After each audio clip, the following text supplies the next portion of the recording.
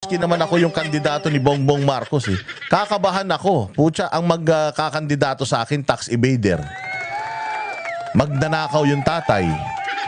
Magnanakaw yung nanay. Walang alam sa bagyo. Bobong presidente. Walang alam sa estado ng Pilipinas. Miski ako sila Tito Soto, kakabahan din ako eh. Di ba? Pucha, mantakin mo, ikakampanya ka ng demonyo? Ikakampanya ka ng pamilyang satanas na sumira sa bayang Pilipinas? Yan ang mga ngampanya sa iyo sa Guinness World of Records noong 1980s. Pinaka-corrupt yung tatay niya sa kasaysayan. Yun ang mga ngampanya sa inyo. Ayaw magpa-drug test. Yun ang mga ngampanya sa inyo. Hindi alam ang ibig sabihin ng public office is a public trust. Pag tinanong mo kung adik, hindi sumasagot, tumatawa lang.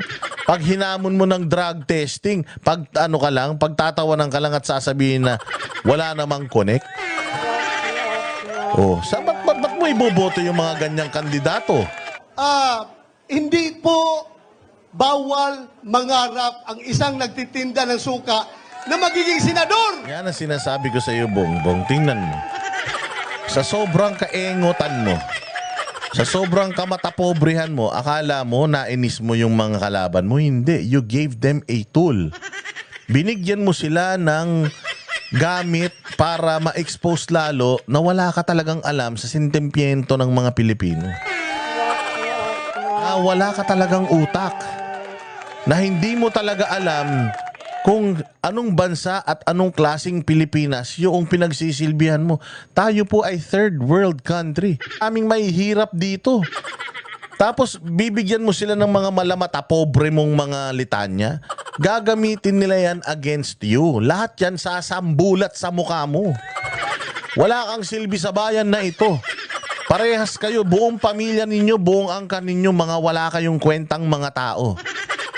Kaya sobrang sama ng bibig mo para alipustahin mo yung crowd ng majority ng mga Pilipino. Suka. Anak ng tinapay ka. So ayan, bumalik sa mukha mo yung litanya mong suka. Ano pa? Bato yung sinabi niya sa'yo. Kamay na bakal. Yung dugo daw ng mga nasa tokhang. Ang kapal ng mukha mo, Bongbong. Yung tatay mo, nung panahon ng tatay mo, ang daming namatay. Ang daming nangawala ng mga tao nung panahon ng tatay mo. Ang daming extrajudicial killings nung panahon ng tatay mo. Nung nag-martial law, ang daming mga taong nangamatay. Tapos magsasalita ka tungkol sa war on drugs. Nung panahon ng tatay mo, kahit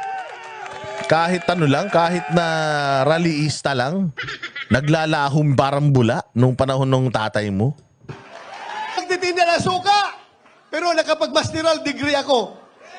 Nakapag-doctor of philosophy ako. Naging CPNP pa ako. At ngayon, naging senador pa. Ayun, Bongbong, ikaw. Nakapag-pulis, masteral, PhD. Ikaw, Bongbong, anong pinagmamalaki mo? Anong tinapos mo? Anong meron ka? Wala. Natapos ang yabang-yabang mo. Yaman lang naman ang meron kayo. Hindi mo pa pinaghirapan. Ninakaw nyo pa.